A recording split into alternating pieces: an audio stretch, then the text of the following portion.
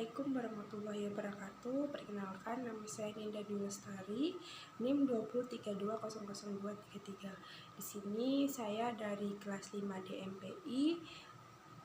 Saya membuat video ini untuk memenuhi tugas mata kuliah Etika Manajemen mengenai topiknya, yaitu mengenai isu-isu yang terjadi menurut saya menarik.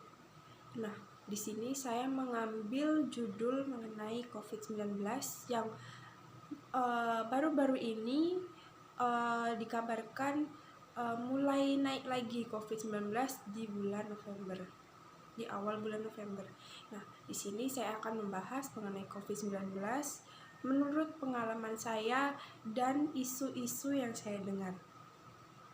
COVID-19 ini kita ketahui dia muncul virus ini yaitu di tahun 2020, dimana waktu itu saya masih ingat waktu saya masih kelas 3 SMA. Nah, COVID-19 ini muncul saat itu sangat menggemparkan sekali warga yang ada di Indonesia, bahkan dunia, karena COVID ini dapat menyebabkan kematian pada seseorang. Virus ini waktu itu sangat gempar sekali di 2020, dimana sampai membuat kita agak parno mengenai virus COVID-19 ini, karena COVID-19 ini sangat banyak memakan korban gitu. Jadi setiap orang pasti sangat waspada dan cemas pastinya. Nah, isu-isu mengenai COVID-19 yang pernah saya dengar yaitu mengenai dulu banyak orang yang meninggal, entah itu karena riwayat penyakit yang sudah kronis yang mereka miliki, lalu didiagnosis bahwasanya mereka positif terkena COVID-19.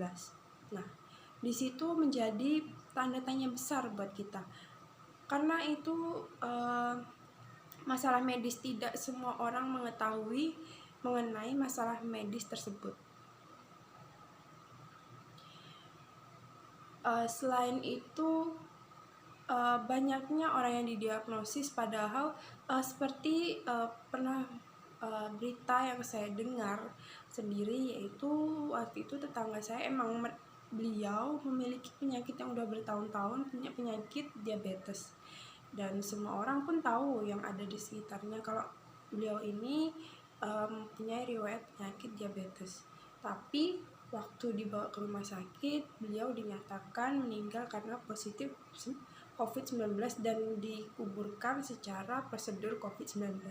Nah, di situ karena kami berasal dari orang desa, kami agak ketakutan karena COVID-19 ini kan sangat berbahaya, penularannya melalui udara. Nah, disitulah kami mulai parno atau bagaimana ya, atau mulai cemas mengenai hal tersebut. Dan itu banyak isu-isu karena bisa dibilang karena bisnis, karena yang saya dengar kalau meninggal karena COVID-19 ada biaya dari pemerintah untuk menangani secara prosedur COVID-19, lalu ada lagi biaya yang diberikan untuk rumah sakit karena sudah menangani pasien tersebut. Itu saya kurang tahu kebenarannya iya atau tidak. Dan COVID-19 ini menimbulkan pro dan kontra, yaitu pertama mengenai vaksinasi. Saya ingat dulu vaksinasi itu sangat mempersulit sekali, karena pertama saat kita ingin bepergian jauh, terutama kita menggunakan menggunakan pesawat terbang, di mana kita harus memenuhi persyaratan yaitu vaksinasi. Sedangkan di waktu tersebut vaksinasi itu masih kayak, kalau kita mau vaksinasi dari pemerintah itu ngantri banget dari pagi sampai sore, bahkan sampai malam kita baru kebagian suntik vaksinasi tersebut. Nah, sedangkan kalau kita mau cepat, kita bisa pergi ke rumah sakit. Karena ada beberapa tingkatan vaksinasi tersebut, yaitu tingkatan rendah, menengah, dan atas. Karena kita di kalangan masyarakat menengah ke bawah, nah, itu sangat menyulitkan sekali karena kalau kita mau vaksinasi di rumah sakit, pastinya kita bakal mengeluarkan biaya yang lumayan waktu itu.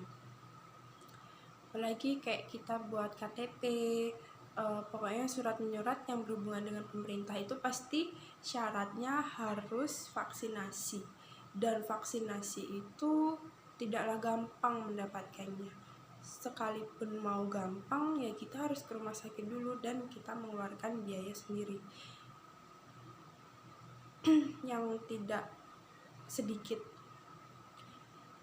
Dan sekarang di bulan November ini saya mendengar berita bahwasanya COVID-19 ini mulai naik.